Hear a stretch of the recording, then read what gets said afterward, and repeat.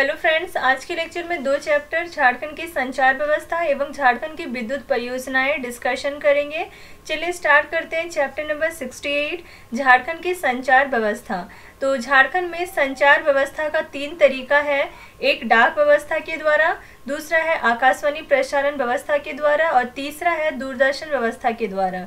तो इसमें क्या हो रहा है, कम्युनिकेशन सिस्टम, हम अपनी बातों को एक जगह से दूसरी जगह पहुंचाना चाहते हैं या बातों का आदान प्रदान करना चाहते हैं तो हम लोग तीन तरीके से कर सकते हैं।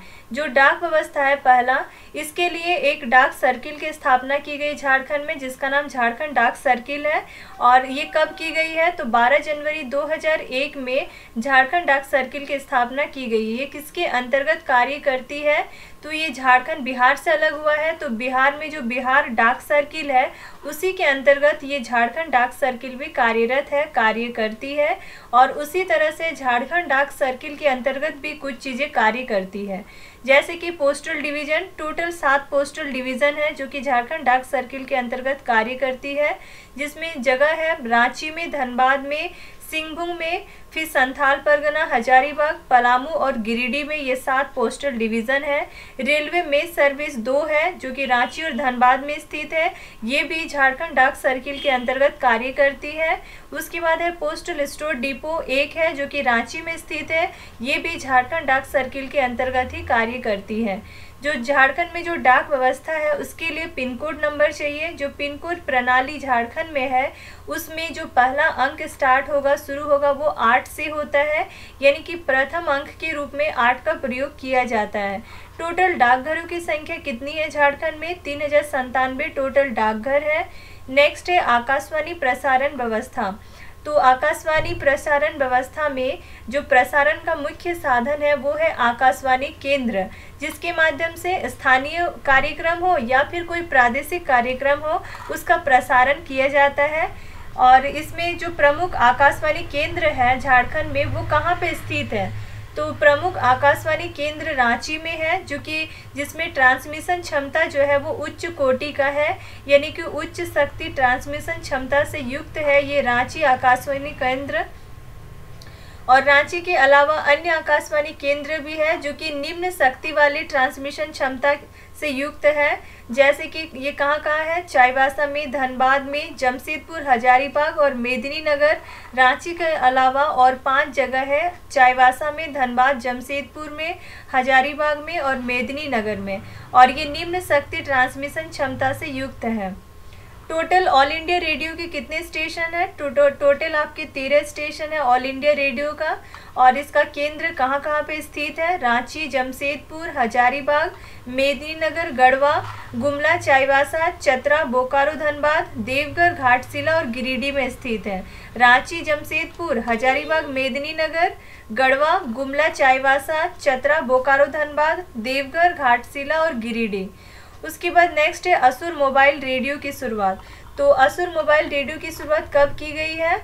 10 जनवरी 2020 से की गई है। और ये कहाँ पे? कोटियाहाट, नेतरहाट में स्थित है, कोटियाहाट, वहाँ से की गई है असुर मोबाइल रेडियो की शुरुआत। और ये किस लिए की गई है तो असुरी भाषा को बचाने के लिए, असुरी भाषा के संरक्षण के लिए असुर मोबाइल रेडियो की शुरुआत की गई है। नेक्स्ट है खांची 90.4 FM। इसकी शुरुआत जो है वो कब से की गई है? 8 मार्च 2020 से की गई है। और ये इस टाइम पे इसका जो शुरुआत है वो किसके द्वारा किया गया है तो रांची यूनिवर्सिटी का खुद का ये कम्युनिटी का रेडियो है। रांची यूनिवर्सिटी का अपना कम्युनिटी रेडियो जिसका नाम है खांची 90.4 FM, इसकी शुरुआत की गई है। नेक्स्ट है दूरदर्शन व्यवस्था। इसके लिए दूरदर्शन केंद्र की स्थापना की गई थी। और दूरदर्शन केंद्र की स्थापना कब और कहाँ की गई थी तो 25 सितंबर 1984 ईस्वी में की गई थी, रांची में। और ये जो 1984 है ये किस पंचवर्षीय योजना के अंतर्गत आ रहा है तो ये 6ठी पंचवर्षीय योजना के अंतर्गत आ रहा है। 1980 से लेकर 85 के बीच का समय था 6ठी पंचवर्षीय योजना का। नेक्स्ट है 1983 ईस्वी में राष्ट्रीय उपग्रह 1B इनसेट 1B के प्रक्षेपित किए जाने के बाद दूरदर्शन कार्यक्रम के जो सीधे प्रसारण के लिए धनबाद में, दुमका, देवघर, बोकारो, जमशेदपुर और हजारीबाग में लघु शक्ति वाले ट्रांसमीटर केंद्र स्थापित किए गए हैं। और उच्च शक्ति ट्रांसमीटर केंद्र की स्थापना कहाँ पे की गई है? तो उच्च शक्ति ट्रांसमीटर केंद्र की स्थापना मेदिनीनगर या डाल्टनगंज में की गई है। कुछ एक्स्ट्रा पॉइंट देखते हैं। झारनेट, जो कि Jharkhand state wide area network है, इसकी स्थापना की गई थी। कब की गई थी? 2005-06 में। और ये सभी जिलों में उपलब्ध है ये झारनेट। उसके बाद आता है जेप आईटी, यानी Jharkhand agency for promotion of information technology, JAP IT. इसका गठन कब किया गया है? 29 मार्च 2004 में किया गया है। और किस लिए किया गया है? तो ई गवर्नेंस जो परियोजनाएं हैं उसको चलाने के लिए, ई गवर्नेंस परियोजनाओं के संचालन के लिए जेप आईटी का गठन किया गया है 29 मार्च 2004 में। उसके बाद आता है जेसेक का गठन। तो जेसेक क्या है? तो Jharkhand space application centre, Jharkhand अंतरिक्ष उपयोग केंद्र, इसका गठन 2003 में किया गया है। किसके सहयोग से? इसरो के सहयोग से। और किस विभाग के द्वारा किया गया है? तो सूचना प्रौद्योगिकी एवं ई गवर्नेंस विभाग के द्वारा जेसेक का गठन किया गया है। इसका उद्देश्य क्या है? तो इसका उद्देश्य जो राज्य के प्राकृतिक संसाधन है उसका आकलन करना, उसका मानचित्रीकरण, सुदूर संवेदन जैसे चीज़ों को करने के लिए अंतरिक्ष तकनीक का प्रयोग करना है। उसके बाद झारखंड राज्य का एक अलग से डीडी न्यूज चैनल जो कि 24/7, इसकी घोषणा जो है किसके द्वारा की गई थी? तो डीडी न्यूज चैनल 24/7 झारखंड राज्य के लिए वेंकैया नायडू के द्वारा किया गया था, जो कि पहले केंद्रीय मंत्री भी थे। यहाँ पे ये संचार व्यवस्था कंप्लीट हो गया। नेक्स्ट है चैप्टर नंबर 69, झारखंड में विद्युत परियोजनाएं। तो झारखंड राज्य में कुल स्थापित विद्युत क्षमता कितना मेगावाट है? तो 2735 मेगावाट टोटल विद्युत क्षमता है, विद्युत उत्पादन की क्षमता है, जिसको कि यहाँ पे वर्गीकृत किया गया है कि किसके पास कितना मेगावाट का हक है। तो केंद्र सरकार के पास स्वामित्व जो है वो 55.13% है। इस टोटल मेगावाट का 55.13% का जो हक है वो केंद्र सरकार के पास है, वो कुछ भी करे उतना मेगावाट का हक उनके पास है। उसके बाद निजी क्षेत्र के पास 24.61% है, राज्य सरकार के पास उसी तरह से 20.26% है स्वामित्व। उसी तरह से कोयला पे आधारित कितना मेगावाट का विद्युत उत्पादन क्षमता हुआ है? तो 89 यानी कि 89% जो उत्पादन है बिजली उत्पादन, ये इसका यदि 89% किया जाए तो जितना मेगावाट निकलेगा वो कोयला का यूज़ करके उतना उत्पादन किया गया है बिजली का।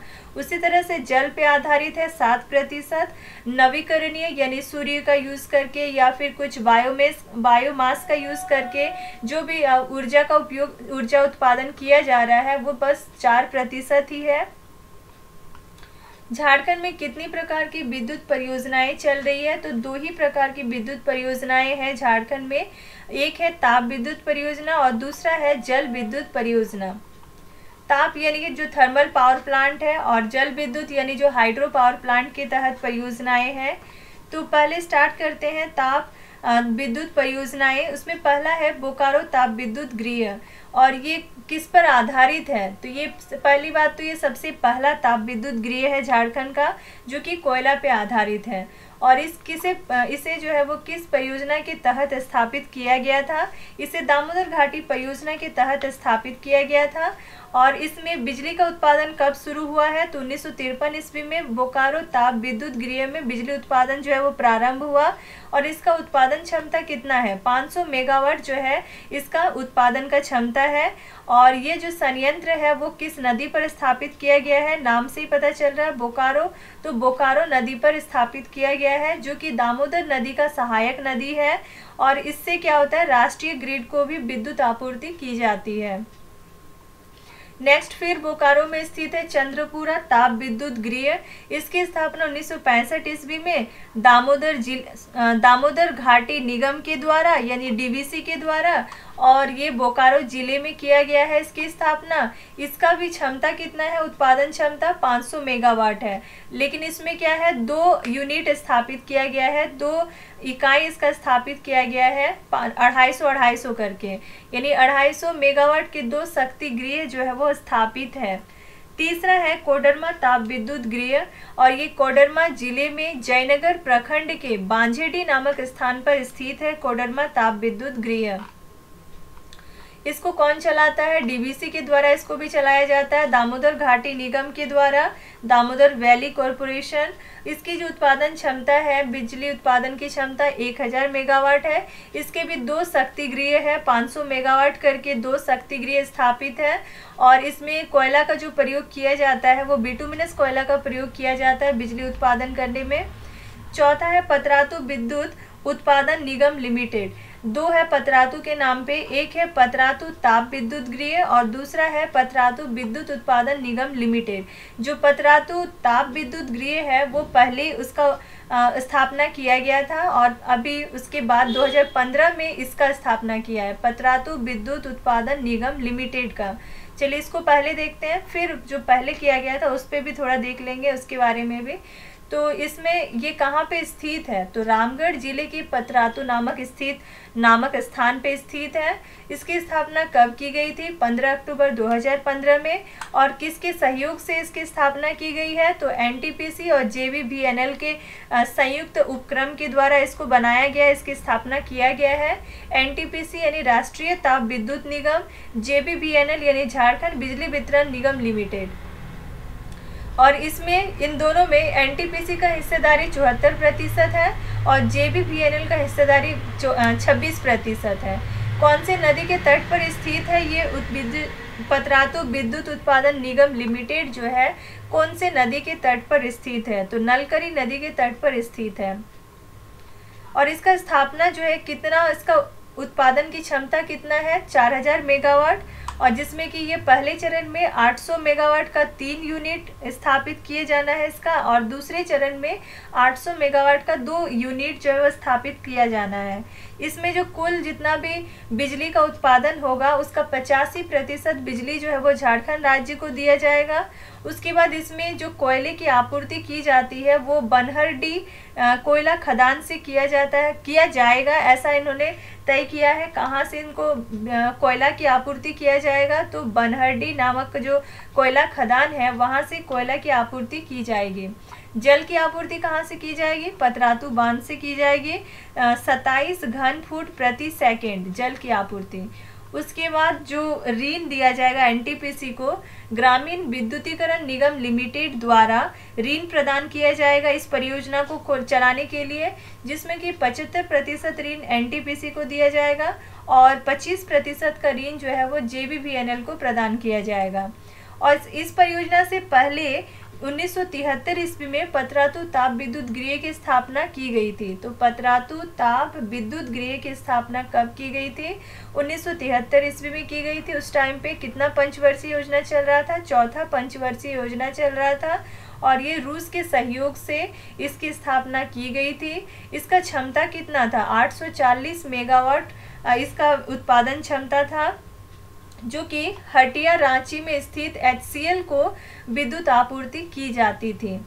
उसके बाद जो पतरातू ताप विद्युत गृह है ये झारखंड राज्य विद्युत board, Jharkhand state electricity board के अधीन कार्य कर रही थी। नेक्स्ट तेनुघाट ताप विद्युत गृह, ये संयंत्र जो है वो कहाँ पे स्थित है? बोकारो जिले में तेनुघाट बांध के सामने स्थापित है ये। और इसकी स्थापना कब की गई है? तो 26 नवंबर 1987 ईस्वी में की गई है। कंपनी अधिनियम 1956 के तहत की गई थी। और इसकी उत्पादन क्षमता कितनी है? 420 मेगावाट इसकी उत्पादन क्षमता है। इसका मुख्यालय हिनू रांची में स्थित है। नेक्स्ट उत्तरी कर्णपुरा ताप विद्युत गृह, इसकी स्थापना जो है वो कब प्रस्तावित है? तो राष्ट्रीय ताप विद्युत निगम के द्वारा तंडवा चतरा में प्रस्तावित है इसकी स्थापना। और इसकी जो कुल क्षमता है वो 1980 मेगावाट है, जिसमें से 660 मेगावाट की 3 यूनिट की स्थापना की जाएगी, ऐसा इन्होंने प्रस्तावित किया है।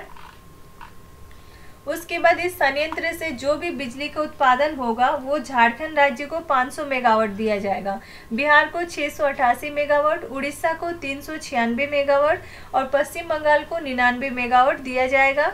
और शेष जो बच जाएगा बिजली उसका जो वितरण होगा वो ऊर्जा मंत्रालय के द्वारा आवश्यकता के अनुसार निर्धारित किया जाएगा। कुछ अन्य ताप विद्युत परियोजनाएं जैसे कि अडानी पावर लिमिटेड, ये कहाँ पे विस्तारित है, फैला हुआ है? तो गोड्डा जिले में 425 एकड़ की जमीन पर विस्तारित है। इसकी स्थापना जो है वो विशेष आर्थिक क्षेत्र के तहत की गई है। इसकी कुल क्षमता कितनी है, तो 1600 मेगावाट इसकी कुल क्षमता है। और इसकी स्थापना के लिए सरकार द्वारा कितना करोड़ की स्वीकृति प्रदान की गई है, तो 14,000 करोड़ रुपए की स्वीकृति जो है प्रदान की गई है इस परियोजना के लिए। उसके बाद उत्पादित बिजली में से 1496 मेगावाट जो है किसको बेच दिया जाएगा, निर्यात कर दिया जाएगा, तो बांग्लादेश ऊर्जा बोर्ड को निर्यात कर दिया जाएगा। उसके बाद आता है टाटा पावर लिमिटेड। ये कहाँ पे स्थित है, जोजोबेड़ा, जो कि जमशेदपुर में स्थित है।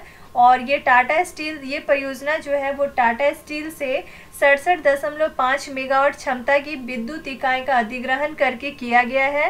और इसकी जो वर्तमान क्षमता है टाटा पावर लिमिटेड का वो 547 मेगावाट है। नेक्स्ट है इनलेट पावर लिमिटेड। ये परियोजना जो है वो गोला में स्थित है, रामगढ़ जिले के गोला में स्थित है। उत्पादन क्षमता इसका 63 मेगावाट है। और जो भी बिजली का उत्पादन हो रहा है उसका वितरण झारखंड विद्युत वितरण निगम को किया जाता है। नेक्स्ट है आधुनिक पावर लिमिटेड। ये परियोजना सरायकला खरसवा के पालमपुर और श्रीरामपुर गांव में स्थित है। इसकी जो उत्पादन क्षमता है 270 मेगावाट है। नेक्स्ट है जल पर आधारित जल विद्युत परियोजनाएं। पहला है तिलैया जल विद्युत केंद्र। ये झारखंड की पहली जल विद्युत परियोजना है, तिलैया जल विद्युत केंद्र। स्थापना 1953 ईस्वी में और डीवीसी के द्वारा किया गया था स्थापना, दामोदर घाटी निगम के द्वारा। और ये कोडरमा जिले में बराकर नदी पर स्थित है। इसकी जो उत्पादन क्षमता है 4 मेगावाट है, जिसमें कि 2-2 करके 2 मेगावाट करके 2 यूनिट स्थापित है। नेक्स्ट है मैथन जल विद्युत केंद्र। इसकी स्थापना 1957 ईस्वी में और ये भी दामोदर घाटी निगम के अधीन किया गया था। और ये धनबाद जिले में बराकर नदी पर स्थित है। और गैस टरबाइन पर आधारित झारखंड का ये एकमात्र विद्युत उत्पादन केंद्र है। मैथन जल विद्युत केंद्र जो है वो गैस टरबाइन पर आधारित झारखंड का एकमात्र विद्युत उत्पादन केंद्र है। दक्षिण पूर्व एशिया में अपनी तरह का पहला विद्युत केंद्र है। और इसकी जो क्षमता है 63.2 मेगावाट, जिसमें कि 20 मेगावाट करके 2 यूनिट और 23.2 मेगावाट का 1 यूनिट स्थापित है। नेक्स्ट है स्वर्णरेखा जल विद्युत परियोजना। इसकी जो स्थापना है वो 1989 ईस्वी में रांची जिले में स्वर्णरेखा नदी पर स्थित है। और इसके निर्माण में विश्व बैंक की सहायता मिली है। और विश्व बैंक की सहायता से इस परियोजना का निर्माण झारखंड, पश्चिम बंगाल और उड़ीसा सरकार द्वारा किया गया है। और इसके तहत हुंड्रू जलप्रपात जो कि रांची में स्थित है उससे 130 मेगावाट विद्युत उत्पादन किया जा रहा है। और इसमें विद्युत उत्पादन के लिए जल की आपूर्ति कहाँ से की जा रही है, जल की आपूर्ति गैतल सुध बांध से की जा रही है।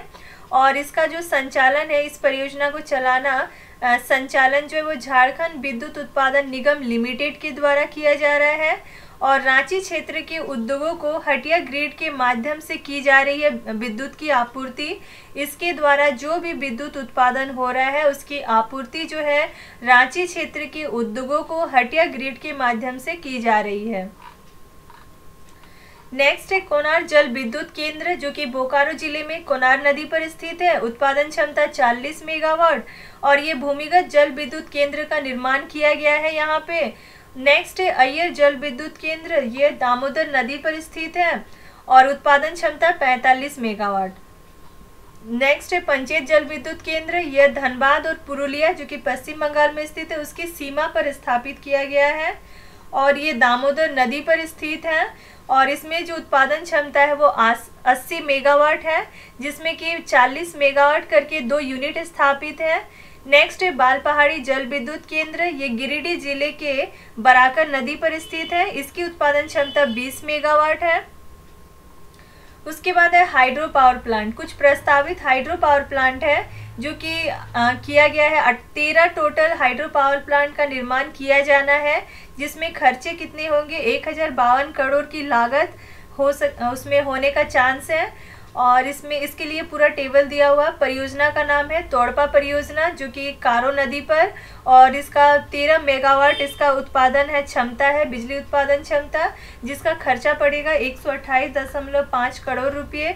फिर है दसम फोल परियोजना कांची नदी पर स्थापित और इसकी जो क्षमता है वो 6 मेगावाट है और इसकी खर्चा 53.64 करोड़ रुपये लगेंगे। इस तरह से टोटल हाइड्रो पावर प्लांट जो है वो 13, जिसका टेबल दिया गया है यहाँ पे 13 है। जेरेडा के द्वारा इस परियोजना का जो डीपीआर है वो तैयार किया गया है। तो जेरेडा यानी कि Jharkhand renewable energy development agency, इसके द्वारा डीपीआर यानी कि डिटेल प्रोजेक्ट रिपोर्ट जो भी ये प्रोजेक्ट बना रहे हैं इसका पूरा डिटेल रिपोर्ट जो है वो तैयार कराया गया है। किसके द्वारा? जेरेडा के द्वारा। और 13 हाइड्रो पावर प्लांट की कुल क्षमता यदि मेगावाट में देखा जाए, उत्पादन क्षमता, बिजली उत्पादन क्षमता कितनी होगी? तो 125.20 मेगावाट होगी। टोटल खर्चे कितने होंगे? तो 1052.67 करोड़ रुपये खर्च होंगे टोटल। और अलग अलग नदियों पर इन पावर प्लांट को लगाने का प्रस्ताव है। और जो हाइड्रो पावर प्लांट है इससे जो भी बिजली उत्पादन होगा उसकी लागत जो है बहुत ही कम होगी, 1 रुपया प्रति यूनिट से भी कम पड़ने वाला है। इसकी जो खर्चा होगा वो 1 रुपया, 1 यूनिट का दाम जो है वो 1 रुपया से भी कम आता है। नेक्स्ट है कोयल कारो परियोजना, ये भी प्रस्तावित है, ये भी करने वाले हैं। इसमें कोयल नदी और कारो नदी, इन दोनों नदी का उपयोग किया जाएगा। तो राष्ट्रीय पनबिजली निगम NHPC के द्वारा निर्मित किया जाना है कोयल कारो परियोजना। और इससे संबंधित जिले कौन कौन से हैं? रांची, गुमला और पश्चिमी सिंहभूम है। और इसके तहत 732 मेगावाट बिजली उत्पादन का लक्ष्य निर्धारित है, जिसमें से 710 मेगावाट जो है वो पहला चरण में बिजली उत्पादन किया जाएगा और 22 मेगावाट जो बच गया है, 732 में 710 जाएगा तो 22 मेगावाट, ये शेष 22 मेगावाट बिजली उत्पादन जो है वो दूसरे चरण में किया जाना है। ये टेबल दिया है झारखंड राज्य की जो प्रमुख जल विद्युत परियोजनाएं हैं, जो एक एक करके हम लोग अभी भी डिस्कस किए, उसी चीज़ को टेबल के माध्यम से बताया गया है। तिलैया जल विद्युत केंद्र, इसमें 4 मेगावाट इसका उत्पादन क्षमता है और इसके लिए 2 यूनिट स्थापित किया गया है, 2 मेगावाट का एक यूनिट, 2 मेगावाट का दूसरा यूनिट। उसके बाद ये कौन से जिले में स्थित है? कोडरमा जिले के बराकर नदी पर स्थित है। नेक्स्ट है मैथन जल विद्युत केंद्र, इसका जो उत्पादन क्षमता है वो 63.2 मेगावाट है। इसमें 3 यूनिट स्थापित किया गया है, 20 मेगावाट का 2 यूनिट और 23.2 मेगावाट का 1 यूनिट। और ये धनबाद जिले के बराकर नदी पर स्थित है। इस तरह से ये चीज़ हम लोग अभी भी पढ़ चुके हैं। इसमें ये देखिए 40 मेगावाट लिखा हुआ है, ये गलती से लिखा हुआ है। पंचित जल विद्युत केंद्र जो है इसका उत्पादन क्षमता है 80 मेगावाट, जिसके 2 यूनिट है, 40-40 करके 2 यूनिट स्थापित किया गया है और ये धनबाद के दामोदर नदी पर स्थापित है। बाकी आप लोग देख लीजिए। नेक्स्ट है राज्य में स्थापित विद्युत क्षमता, जो कि मेगावाट में स्वामित्व राज्य सरकार के पास, निजी और केंद्र सरकार के पास, उसका पूरा टेबल दिया हुआ है। कोयला या तापीय पर आधारित 420 मेगावाट राज्य सरकार के पास, जल पे आधारित 130 मेगावाट बिजली उत्पादन की क्षमता है। नवीकरणीय के माध्यम से 40.05 मेगावाट बिजली उत्पादन की क्षमता राज्य सरकार के पास है। टोटल राज्य सरकार के पास 554.05 मेगावाट बिजली उत्पादन की क्षमता जो है वो राज्य सरकार के पास है। निजी के पास इतना है, केंद्र सरकार के पास इतना स्वामित्व है। और इस तरह से टोटल यदि देखा जाए तो 2735 मेगावाट झारखंड राज्य का बिजली उत्पादन क्षमता है, जो कि पहले ही चैप्टर के स्टार्टिंग में ये पॉइंट दे दिया गया है। इसके बाद नेक्स्ट है झारखंड बिजली वितरण निगम लिमिटेड की कुछ पहल है, नवीन पहल, 5 नवीन पहल है। एक है सरल समीक्षा, दूसरा है सुविधा, तीसरा है सक्षम, चौथा है सशक्त और 5वां है ज्योतिर्मया। पहला है सरल समीक्षा, ये एक ऑनलाइन प्रोजेक्ट मॉनिटरिंग टूल है, ऑनलाइन तरीके से मॉनिटरिंग करने का एक टूल है, जिसके माध्यम से जो भी परियोजनाएं कार्य कर रही है या ट्रांसफार्मर रिपेयरिंग है आदि की रियल टाइम मॉनिटरिंग की जा सकती है। दूसरा है सुविधा, तो केंद्र सरकार ने एक योजना लाया था, सौभाग्य योजना, जिसके अंतर्गत क्या था, 2018 तक झारखंड बिजली वितरण निगम लिमिटेड ने राज्य में सभी घरों को 2018 तक विद्युत कनेक्शन देने का लक्ष्य जो है वो निर्धारित किया था और इन्हीं लक्ष्यों के लिए यह सुविधा को चलाया गया था। तीसरा है सक्षम, इसका उद्देश्य क्या है, बिजली विभाग में जो कर्मचारी काम कर रहे हैं उसकी क्षमता को बढ़ाना और आपस में ही प्रतिस्पर्धा का विकास करना। चौथा है सशक्त। इसका उद्देश्य क्या है? उच्च उपभोक्ता सेवा प्रदान करना और जो उपभोक्ता है उनकी शिकायतों का निवारण करना है और उपभोक्ताएं नई तकनीक पर आधारित शिकायत करने का प्लेटफॉर्म को प्रदान किया जाना है उपभोक्ताओं को। तो ये सशक्त के अंतर्गत है। उसके बाद पांचवा और लास्ट है ज्योतिर्मया। तो झारखंड सरकार ने बृहदारण्यक उपनिषद के शांति मंत्र से प्रेरणा लेते हुए ज्योतिर्मया का शुरुआत किया है और इसके अंतर्गत इन्होंने विद्युत से रिलेटेड अलग अलग कार्य है जिसको अलग अलग विभागों को दे दिया गया है, जो कि इस प्रकार है। जैसे कि विभाग या संस्था है झारखंड ऊर्जा विकास निगम लिमिटेड, ये होल्डिंग का कार्य करेंगे। झारखंड ऊर्जा उत्पादन निगम लिमिटेड, इसमें उत्पादन वर्ड आ गया तो ये उत्पादन का कार्य देखेंगे। उसके बाद झारखंड ऊर्जा संचार निगम लिमिटेड, ये ट्रांसमिशन का कार्य देखेंगे। और झारखंड ऊर्जा वितरण निगम लिमिटेड, ये वितरण वर्ड आ गया तो इसमें ये वितरण का कार्य देखेंगे। झारखंड में विद्युत उत्पादक कुछ इकाइयां हैं जो पहले हम लोग देख चुके हैं, उसी को टेबल के माध्यम से यहाँ दिखाया गया है। दामोदर घाटी निगम कंपनी का नाम है, इनलैंड पावर लिमिटेड कंपनी का नाम है। फिर उसके क्या मोड है, किस जलीय माध्यम से, कोयले के माध्यम से या तापीय माध्यम से, कितना क्षमता है, कहाँ पे कौन से पावर प्लांट का, प्लस कितना आपूर्ति क्षेत्र, कहाँ पे आपूर्ति किया जाएगा वो दिया हुआ है। कुछ एक्स्ट्रा तथ्य है जैसे कि गैर नवीकरणीय ऊर्जा। झारखंड देश का जो है वो एकमात्र राज्य है जहां पे कोल इंडिया लिमिटेड की 3 प्रमुख कोयला उत्पादक कंपनियां जैसे कि CCL, BCCL और ECCL जो है वो कार्य करती है। ECL, BCCL, ECL और CCL, ये झारखंड जो है पूरे देश का एकमात्र राज्य है जहाँ पे कोल इंडिया लिमिटेड की 3 प्रमुख कोयला उत्पादन की कंपनियां कार्य करती है। और झारखंड राज्य का जो गोड्डा जिला है वहाँ पे अडानी समूह के द्वारा 1600 मेगावाट का बिजली उत्पादन संयंत्र स्थापित किया जा रहा है और जिससे कि बांग्लादेश को बिजली आपूर्ति की जाएगी। नेक्स्ट प्रोजेक्ट है ultra mega power project. 17 ultra mega power project की पहचान की गई है जिसमें से 9 को अनुमति प्रदान की गई है। और झारखंड राज्य का जो पहला अल्ट्रा मेगा पावर प्रोजेक्ट है वो तिलैया है और दूसरा अल्ट्रा मेगा पावर प्रोजेक्ट कहाँ पे स्थापित किया जाना है तो देवघर के हुसैनाबाद में दूसरा अल्ट्रा मेगा पावर प्रोजेक्ट स्थापित किया जाना है। उसके बाद आता है नवीकरणीय ऊर्जा। झारखंड राज्य में पर्याप्त सूर्य विकिरण की उपलब्धता के कारण सूर्य का जो विकिरण है वो पर्याप्त मात्रा में उपलब्ध होता है झारखंड में, जिसकी वजह से यहाँ पे सौर ऊर्जा उत्पादन की संभावनाएं जो है वो विद्यमान है।